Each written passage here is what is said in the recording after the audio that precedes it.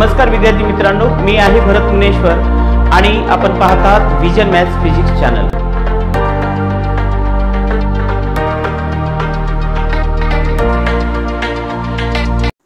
नमस्कार विद्यार्थी मित्रांनो, मी आहे भरत मुनेश्वर आणि आपण पाहत आहात विजन मॅथ्स फिजिक्स चॅनल। या चॅनल अंतर्गत आपण इयत्ता 10वी गणिताचा सेतू अभ्यासक्रम अभ्यासत आहोत।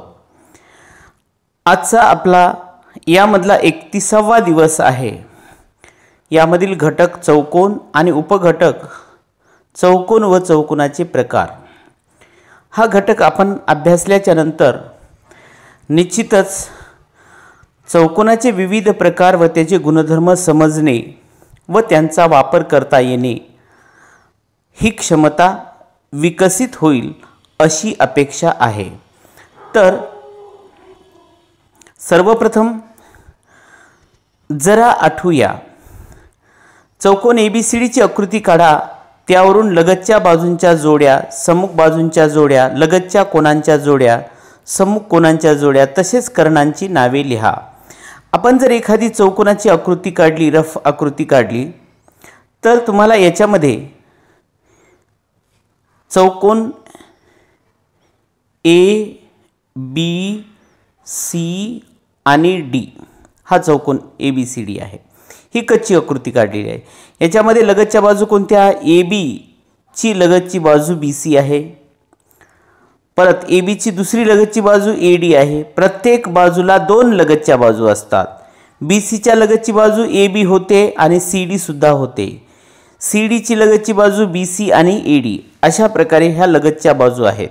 आणि सम्मुख बाजूंच्या जोड्या, AB ची सम्मुख बाजू CD, BC ची सम्मुख बाजू AD। त्यानंतर लगतच्या कोनांच्या जोड्या, A चा लगतचा कोन B आहे, त्याच्यानंतर A चा लगतचा कोन परत D आहे। D चे लगतचे दोन कोन कोणते? A आणि C। तर C चे लगतचे कोन कोणते आहेत? हे B आणि D। प्रत्येक कोनाचे दोन लगतचे कोन असतात। सम्मुख कोनांच्या जोड्या, B कोनाचा D कोन हा सम्मुख कोन आहे, हा B कोन हा D कोन, समोरासमोरचे कोन म्हणजे सम्मुख कोन। आणि त्याच्यानंतर A कोन हा C कोनाशी आहे, हे A आणि C कोन हे सम्मुख कोन आहेत। आणि याच्यानंतर याचा कर्ण A आणि C जर जोडला, आपण B आणि D जोडलं तर हे दोन कर्ण होतात, AC कर्ण आणि त्याचबरोबर BD हा दुसरा कर्ण। हे आपल्याला माहिती आहे। मग चौकोनाचे प्रकार किती व कोणते हेही आपल्याला थोडं आठवायचं आहे। आपल्याला माहित आहे चौकोनाचे आपण प्रकार पाहतो, समांतरभुज चौकोन, आयत किंवा काटकोन चौकोन, चौरस, समभुज चौकोन, समलंब चौकोन हे इत्यादी चौकोनाचे प्रकार आहेत। तर सर्वप्रथम आपल्याला चौकोन म्हणजे काय हे बघायचं आहे आणि त्याच्यानंतर मग चौकोनाचे प्रकार। तर चौकोन म्हणजे चार रेषाखंडांनी बंदिस्त असणाऱ्या आकृतीला चौकोन असे म्हणतात। चार जर रेषाखंड घेतले, उदाहरणार्थ आपण या ठिकाणी ही चौकोनाची आकृती दिलेली आहे, चार रेषाखंड किंवा एखादा आपण चौकोन घेतला, हा चौकोन आहे। तर या चौकोनामध्ये तुम्हाला लक्षात आलं असेल, हे चार रेषाखंड दिसतात, हा एक रेषाखंड आहे, हा एक रेषाखंड आहे, हा एक रेषाखंड, हे चार रेषाखंड आहेत। या चार रेषाखंडापासून चार रेषाखंडांनी बंदिस्त असणाऱ्या, हे बंदिस्त झाली, ही बंदिस्त आकृती आहे, चार रेषाखंडांनी बंदिस्त असणाऱ्या आकृतीला चौकोन असे म्हणतात। आणि कोणत्याही चौकोनाला चार शिरोबिंदू, कोणत्याही चौकोनाला चार शिरोबिंदू, चार बाजू, चार कोन आणि दोन कर्ण असतात। हे बघा, ही एक बाजू, ही एक बाजू, ही एक बाजू, ही एक बाजू, चार बाजू झाल्या। त्याच्यानंतर हा एक कोन, दुसरा कोन, हा तिसरा, चौथा, चार कोन आणि त्याच्यानंतर दोन कर्ण। आपण जर दोन शिरोबिंदू जोडले तर आपल्याला याच्यामध्ये कर्ण सांगता येतो। त्यानंतर बघा चौकोनाचे प्रकार। पहिला प्रकार आहे समांतरभुज चौकोन। ज्या चौकोनाच्या सम्मुख भुजा परस्परांना समांतर असतात अशा चौकोनाला आपण समांतरभुज चौकोन म्हणतो। ABCD या चौकोनामध्ये तुम्हाला दिसत असेल AB ची सम्मुख बाजू किंवा समोरासमोर बाजू CD आहे, तर AD ची सम्मुख बाजू BC आहे. ह्या दोन बाजू सम्मुख बाजू परस्परांना समांतर असतात, म्हणून त्या चौकोनाला समांतरभुज चौकोन असे म्हणतात. हा समांतरभुज चौकोन. समांतरभुज चौकोन समांतर असणाऱ्या बाजू कोणत्या समांतर बाजू असतात? सम्मुख भुजा. म्हणून ज्या चौकोनाच्या सम्मुख भुजा परस्परांना समांतर असतात त्या चौकोनाला समांतरभुज चौकोन असे म्हणतात. ह्या आकृती आपल्याला दिलेली आहे समांतरभुज चौकोनाची ABCD. या ABCD या समांतरभुज चौकोनामध्ये बाजू AB समांतर बाजू DC आहे, तर बाजू AD समांतर बाजू BC आहे. समांतरभुज चौकोनाचे गुणधर्म. समांतरभुज चौकोनाचे गुणधर्म लक्षात ठेवा, हे सर्व गुणधर्म अतिशय महत्त्वाचे आहे. समांतरभुज चौकोनाच्या सम्मुख भुजा म्हणजे समोरासमोरील भुजा एकरूप असतात. म्हणजे या चौकोनामध्ये AB आणि ही CD हे सम्मुख भुजा आहेत, त्या एकरूप असतात. BC आणि AD ह्या सम्मुख भुजा आहेत, ह्या एकरूप असतात. सम्मुख भुजा एकरूप असतात, त्याचबरोबर सम्मुख कोन सुद्धा एकरूप असतात. दुसरा गुणधर्म, सम्मुख कोन कोणता? A चा C सम्मुख कोन आहे, तर A आणि C कोन एकरूप. तर B चा D हा सम्मुख कोन आहे, B कोन D कोनाशी एकरूप. आणि त्याच्यानंतर कर्ण परस्परांना दुभागतात. आपण जर कर्ण काढले AC आणि BD तर ते कर्ण परस्परांना दुभागतात, दोन समान भाग करतात. त्याच्यानंतर दुसरा चौकोन आयत. आयत किंवा काटकोन चौकोन. यामध्ये सुद्धा नावामध्येच आहे, काटकोन चौकोन म्हणजे ज्या चौकोनाचे सर्व कोन म्हणजे चार कोन असतात, चारही कोन काटकोन असतील तर त्या चौकोनाला काटकोन चौकोन म्हणजेच आयत असं म्हणतो. तर हे आयत आहे. आयताची व्याख्या या ठिकाणी दिली आपल्याला. आयत म्हणजे काय की आयत किंवा काटकोन चौकोन म्हणजे काय म्हणता येते आपल्याला की ज्या चौकोनामध्ये चारही कोन काटकोन असतात, चारही कोन काटकोन असतात अशा चौकोनाला आपण काटकोन चौकोन किंवा आयत असं म्हणतो. बघा ABCD हे चारही कोन काटकोन आहेत आणि म्हणून याला आपण काय म्हणायचं? काटकोन चौकोन किंवा त्यालाच अजून काय म्हणू शकतो आपण? आयत. तर आयताचे गुणधर्म. आयताचे गुणधर्म बघा, सम्मुख भुजा एकरूप असतात, समोरासमोरील बाजू एकरूप असतात. AB ची बाजू CD हे सम्मुख बाजू आहेत, त्या एकरूप असतात. त्याच्यानंतर BC ही बाजू AD शी एकरूप आहे. आणि त्याच्यानंतर दुसरा गुणधर्म, सर्व कोन एकरूप असतात. प्रत्येक कोन काटकोन म्हणजे प्रत्येक कोन 90 अंशाचा म्हणजे प्रत्येक कोन एकरूप. चारही कोन एकरूप असतात आणि कर्ण एकरूप असून परस्परांना दुभागतात. अतिशय महत्त्वाचा गुणधर्म आहे हा.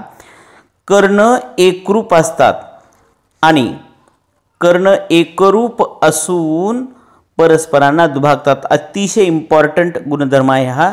तर अशा प्रकारचा हा आयत झालेला आहे. त्याच्यानंतर नेक्स्ट बघा चौरस.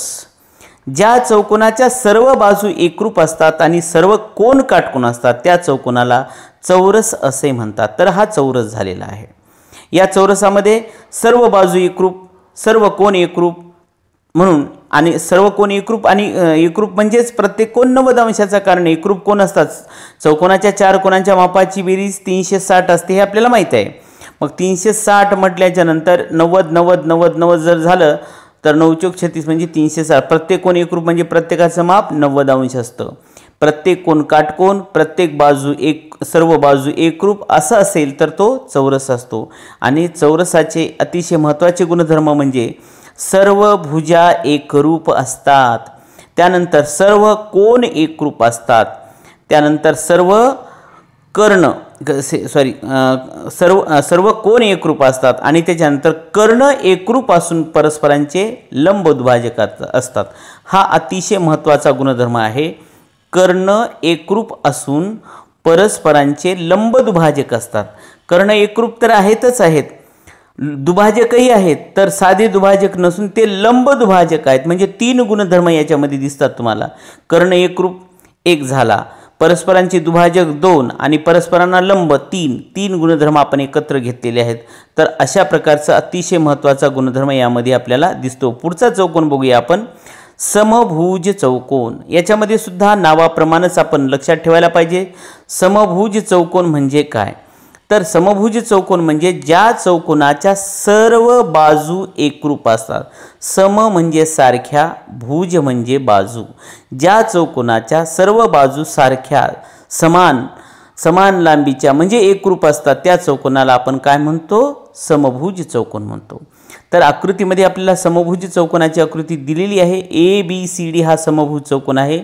तर याच्यामध्ये व्याख्येनुसार आपल्याला असं सांगता येईल AB, BC, CD आणि AD ह्या चारही बाजू कशा आहेत? एकरूप आहेत. आणि याचे काही गुणधर्म आपल्याला सांगता येतील की सर्व भुजा एकरूप असतात, पहिला गुणधर्म. त्याच्यानंतर सम्मुख कोन एकरूप असतात. त्या चौरसामध्ये सर्व कोन एकरूप असतात असं सांगितलं, पण याच्यामध्ये आपण काय म्हणणार आहोत? सम्मुख कोन एकरूप असतात. आणि त्यानंतर कर्ण परस्परांचे लंब दुभाजक असतात. आता याच्यानंतर शेवटचा चौकोन बघूया, समलंब चौकोन. समलंब चौकोन काय सांगतात? ज्या चौकोनाच्या सम्मुख बाजूंची एकच जोडी समांतर असते. सम्मुख बाजूंच्या दोन जोड्या असतात, त्यापैकी एक बाजू जर समांतर असेल, यामध्ये AB ही CD ला समांतर आहे आणि उरलेल्या ज्या दोन बाजू आहेत, ह्या दोन बाजू म्हणजे कोणत्या? AD आहे आणि BC ह्या कशा आहेत? एकमेकीला असमांतर. एक सम्मुख बाजूंची जोडी समांतर आणि दुसरी काय असते? असमांतर असते. तर या चौकोनाला काय म्हणायचं? समलंब चौकोन म्हणायचं. याच्यामध्ये बाजू ABC, समांतर बाजू कोणती आहे? CD. आणि त्याच्यानंतरही ज्या असमांतर बाजू असतात त्या जर बाजू एकरूप असतील तर तो समद्विभुज समलंब चौकोन असतो. तर अशा रीतीनं हे चौकोनाची आपण थोडक्यात माहिती घेतलेली आहे. या आधारावर आपल्याला स्वाध्याय सोडवायचे आहेत. अतिशय सोपे स्वाध्याय आहेत, आपल्याला सहज जमतील. आता आपण जे गुणधर्म पाहिले त्या गुणधर्मावर आधारित सर्वप्रथम ज्या चौकोनाच्या, प्रश्न पहिला आहे, खालील बहुपर्यायी प्रश्नांच्या दिलेल्या उत्तरापैकी अचूक पर्याय निवडा. पहिला प्रश्न काय? ज्या चौकोनाच्या सम्मुख बाजूंची एकच जोडी समांतर असते त्या चौकोनाला आपण कोणता चौकोन म्हणतो? आत्ताच पाहिलं जस्ट हे शेवटचा चौकोन, तो कोणता होता? समलंब चौकोन. समलंब चौकोनामध्ये तुम्हाला माहीत आहे की दोन सम्मुख भुजांच्या जोड्यापैकी एकच जोडी काय असते? समांतर असते. म्हणून याचं अचूक पर्याय आहे D. प्रश्न दुसरा याच्यामधला, या चौकोनाचे कर्ण एकरूप असून परस्परांना काटकोनात दुभागतात. तिन्ही गुणधर्म, कर्ण एकरूप, परस्परांना दुभागतात, त्याच्यानंतर काटकोनात, तीन गुणधर्म एका चौकोनामध्ये आलेले आहेत. ते आपल्याला चांगल्या प्रकारे माहीत आहे. तो चौकोन कोणता असतो? C, चौरस. चौरसाच्या बाबतीत हे आपल्याला असं सांगता येतं. त्यानंतर प्रश्न दुसरा बघा. प्रश्न दुसरा काय आहे? ओळखा. आपल्याला ओळखायचं आहे. काय ओळखायचं पहा. माझे सर्व कोन काटकोन आहेत, मी कोण. व्याख्याच आहे, ज्या चौकोनाचे सर्व कोन काटकोन असतात त्या चौकोनाला काटकोन चौकोन किंवा आपण काय म्हणतो? आयत असं म्हणतो. आयत. त्याचबरोबर अजून कोणत्या चौकोनाचे सर्व कोन काटकोन असतात? ते म्हणजे चौरस. हा दुसरा चौकोन झाला चौरस. ठीक आहे. त्याच्यानंतर माझ्या सर्व बाजू समान लांबीच्या आहेत. सर्व बाजू समान लांबीच्या आहेत, मी कोण? सर्व बाजू समान लांबीच्या म्हणजे सर्व बाजू समान लांबीच्या. समभुज चौकोन. बरोबर आहे. सर्व बाजू समान. समभुज चौकोनामध्ये सर्व बाजू समान असतात, म्हणून आपल्याला या ठिकाणी सांगता येईल समभुज चौकोन. समभुज चौकोन. आणि अजून दुसरा एक चौकोन आहे ज्यामध्ये परत सांगितलं तर आपण सर्व बाजू कशा आहेत? समान. ते म्हणजे कोणता? तो म्हणजे चौरस. चौरसामध्ये सर्व कोन, सर्व बाजू समान असतात. ठीक आहे. त्याच्यानंतर पुढचं, माझे सर्व कोन समान, सर्व बाजू समान आहेत, मी कोण? सर्व बाजूही समान आहे, सर्व कोनही समान आहे, तर आपण त्याला काय म्हणतो?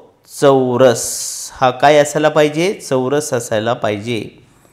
त्याच्यानंतर माझे कर्ण एकरूप आहेत परंतु ते काटकोनात छेदत नाहीत. कर्ण एकरूप आहेत परंतु काटकोनात छेदत नाहीत हा सर्वप्रथम गुणधर्म आपल्याला दिसून आला. म्हणजे कशामध्ये?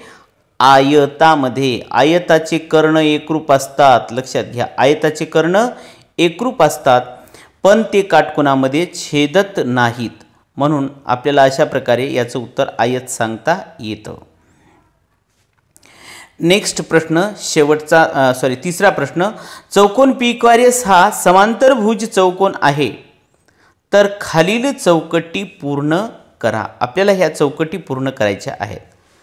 काय सांगितलं की PQRS समांतरभुज चौकोन आहे. आपण थोडक्यात समांतरभुज चौकोन रफ डायग्राम काढूया. हा समांतरभुज चौकोन आहे असं गृहीत धरा. याला PQRS असं नाव देता येईल. तर PQ ची समांतर बाजू कोणती होती ती आपल्याला सहज सांगता येते. PQ ची समांतर बाजू कोणती होती? SR किंवा RS. म्हणून बाजू RS आपल्याला सांगता येते, बाजू RS. नेक्स्ट, बाजू QR एकरूप. बाजू QR एकरूप बाजू, ही बाजू या बाजूशी एकरूप आहे, सम्मुख बाजू आहेत. म्हणून या ठिकाणी तुम्हाला काय लिहावं लागेल? बाजू QR ची एकरूप बाजू कोणती आहे? PS. त्याच्यानंतर सम्मुख कोन एकरूप असतात.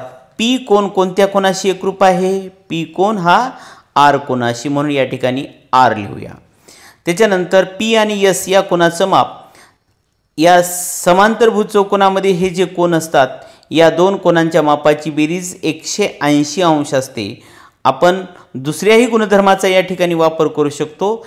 ह्या दोन रेषा समांतर आणि ही त्याची छेदिका, तर या कोनाला आंतरकोन म्हणतो. आंतरकोन हे पूरक असतात हे आपल्याला माहिती आहे. नेक्स्ट, शेवटचा प्रश्न बघा. 6 सेमी रुंदी असणाऱ्या आयताचा कर्ण 10 सेमी आहे तर त्या आयताची लांबी व परिमिती काढा. आयताची लांबी काढायची आणि नंतर परिमिती काढायची. तर आपण यामध्ये एक रफ आकृती काढू आयताची, म्हणजे तुमच्या लक्षात येईल. हे आयत आहे. या आयतामध्ये आपल्याला काय दिलेलं आहे? या आयतामध्ये एक आपल्याला कर्ण काढायचा. समजा हे कर्ण असं आपण कर्ण घेतला. कर्णाची कर्ण किती आहे? 10. त्याच्यानंतर रुंदी किती आहे? 6. आणि काय काढायचं आहे? लांबी. तर असं जर पाहिलं तर हा तुम्हाला दिसतो काटकोन त्रिकोण. पायथागोरसचा सिद्धांत वापरला. कर्ण वर्ग बरोबर पाया वर्ग अधिक उंची वर्ग असं जर घेतलं तर 10चा वर्ग वजा 6चा वर्ग होईल. म्हणजे हे पायथागोरसचं सुद्धा त्रिकूट आहे. 6, 8, 10. त्यावरून आपल्याला काय मिळतं? त्याची लांबी मिळते. म्हणजे आयताची लांबी काय झाली मग? 8 सेमी. 8 सेमी ही आयताची लांबी आहे. आपल्याला आता आयताची लांबी माहीत झाली. त्याच्यानंतर रुंदी तर माहीतच आहे. परिमिती काढता येते. परिमितीचं सूत्र तुम्हाला माहीत असेल. आयताची परिमिती बरोबर आहे 2 कंसात लांबी अधिक रुंदी. हे त्याचं सूत्र आहे. 2 कंसात लांबी अधिक रुंदी परिमितीचं सूत्र आयताच्या. परिमिती बरोबर आहे 2 कंसात लांबी अधिक रुंदी. किंवा आपण असंही म्हणू शकतो 2 लांबी अधिक 2 रुंदी असंही म्हणता येतं. याच्यात किमती जर आपण ठेवल्या तर हे 2 ला 2, लांबी किती काढली आपण? 8 आहे. त्याच्यानंतर रुंदी किती आहे? रुंदी आहे 6. 6 आणि 8 म्हणजे 14. आणि 14 गुणिले 2, 14 दोन्ही 28. म्हणून याची परिमिती येते 28 सेमी. तर अशा प्रकारे हा संपूर्णपणे स्वाध्याय आपला या ठिकाणी संपलेला आहे. आपल्याला जर हा व्हिडिओ आवडला तर लाईक करायला विसरू नका.